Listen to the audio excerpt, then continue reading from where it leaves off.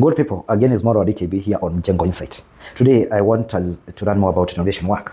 Renovation work, sometimes people usually underrate it, and is one of the most critical part of construction. Actually, demolition at some point is expensive than even constructing a new building because it requires new planning, which is an added cost to the original construction budget. If you are purchasing a house to renovate it, that original construction budget or purchase value, it has an added cost over and above the initial cost.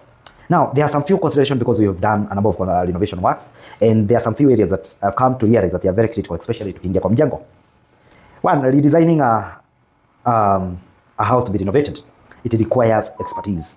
Let the required professionals work hand in hand.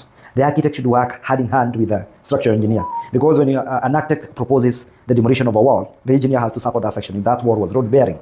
So utapata an architect has decided to expand the lounge by demolishing a wall, but the engineer will come and propose a column. Maybe in the middle of that lounge, because that wall was road bearing, they need to work hand in hand to make for those considerations. The budget, the QS must be there to measure every work, to make sure that he has considered the demolished work, the proposed new work, or the aborted work.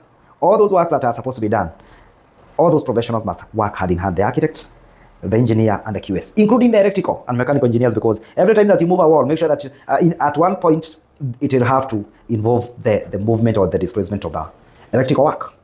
So if they work hand in hand, then there's another thing that requires proper planning, demolition planning. Demolition planning is very critical.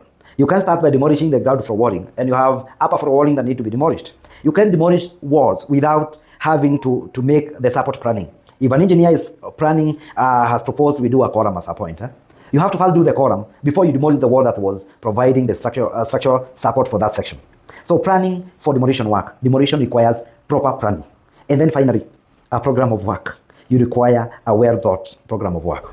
It has to be well outlined, because there is a lot of activities that happens during renovation works. At some point, you are demolishing some wall, and then at some other point, there is an extension of a section. So at the end of the day, you need to have a program of work that is functional. Don't do it for documentation only. Make sure that the program of work is functional, because if a renovation work is not well planned, it will give you a challenge.